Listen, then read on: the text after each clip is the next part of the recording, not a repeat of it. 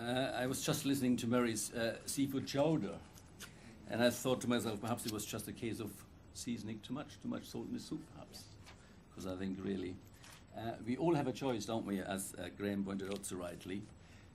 We can send food back and say, hey, it's a little bit too salty, perhaps. And I think it's not a bad start. As the previous speaker just talked about reducing salt and also mentioned smoking before that, I thought to myself, I hope Graham doesn't take up wine. Because all of a sudden I would be deprived of that as well, and I would hate that, we must tell you that. There is, however, a way around all this, and I think you can tease out flavors in food quite easily through lots of oils, through lots of herbs, through lots of spices. But the age-old problem is, again, I think it has to be attacked at home, and it has to be attacked where we educate people.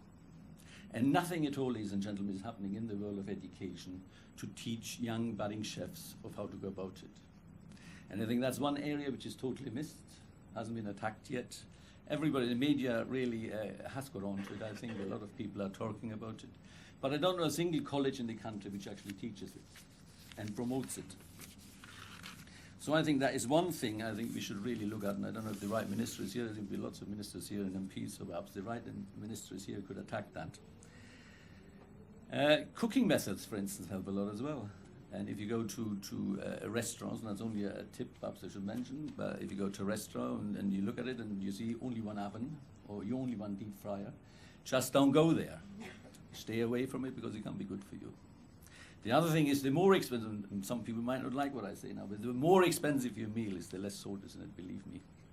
Because these people cook with fresh food, they prepare it at the last moment. Every time to go to a fast food restaurant, they ship their food in with big lorries. You know, they come in 5 or 10 ton lorries. And preservative, salt is a preservative, as Graham will tell you, and there's lots of that in there and lots of food.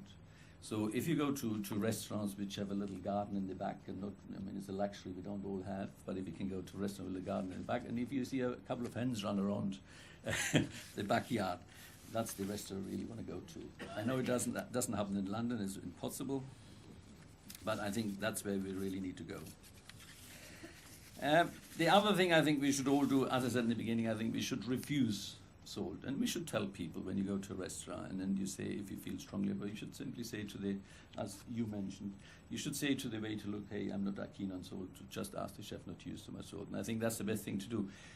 In my restaurant now, Anton's as it's called, we've taken all the salt away from the tables, and you know, we've got some salt mills and some pepper mills in the back, and hardly anybody asks for them. Whereas when you look back 10 or 15 years ago, people like, I think the previous speaker mentioned, people used to sprinkle it on or just shuffle it on sometimes. I think those days have gone. So I think a lot has happened. I think the industry is aware and they're doing something. I mean, I looked at Avenance before with their staff restaurant, at the Marks and Spencer staff restaurant. They're reducing the salt substantially. I think that's an amazing thing to do, and obviously many will follow that route. But I think what it takes really, in my opinion, is education, and you have to start when they're little, because salt won't make your hair grow at all. I know it's a myth, but I think you can start by starting a campaign about education about salt in school. Thank you very much.